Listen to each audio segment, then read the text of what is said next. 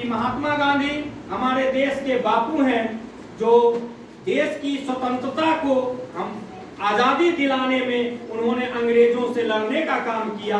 और उन्होंने जब इस देश में आए अफ्रीका से पढ़कर, तो उन्होंने देखा कि मेरे देश का सभी लोग कम कपड़े पहन रहे हैं, तो उसी दिन उन्होंने वेस्टरी पढ़ के आए थे। उन्होंने कोट और पैंट उतार दिया और एक सादा धोती जो आधा बदन ढका रहता था आधा पहनते थे, और उसी दिन संकल्प लिए कि देश में जब तक सभी लोग अच्छे अच्छे कपड़े नहीं पहनेंगे तब तक यह महात्मा गांधी कपड़ा नहीं पहनेगा। ये संकल्प लिए समाज के प्रति।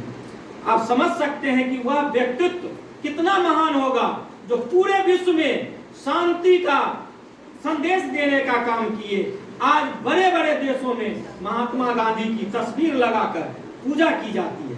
क्यों?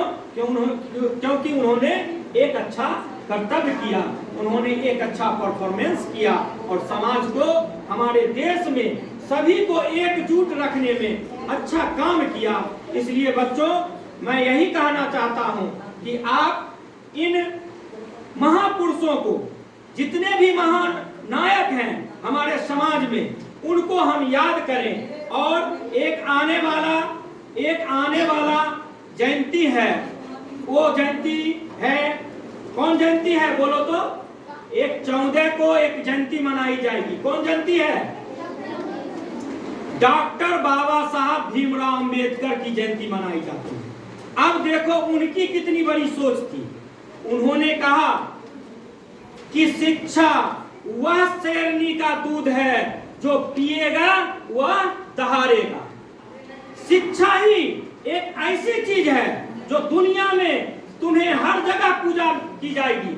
अगर हम राजा हैं तो हम किसी क्षेत्र में पूजे जाएंगे, जहां तक मेरा सीमा है वहां पूजे जाएंगे। हम राजा हैं तो वहीं तक पूजे जाएंगे।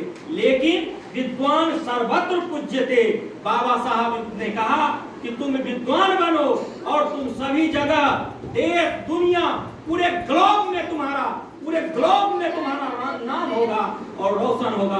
उन्होंने कहा। और दूसरी बात, किसी भी वर्ग, किसी भी समुदाय की महिलाओं को खुली शिक्षा लेने की आजादी नहीं थी। और इन्होंने अपने संविधान में सभी जाति, सभी धर्म के महिलाओं के लिए पढ़ने की खुली छूट दी गई, वह बाबा साहब भीमराव अंबेडकर जी के संविधान से।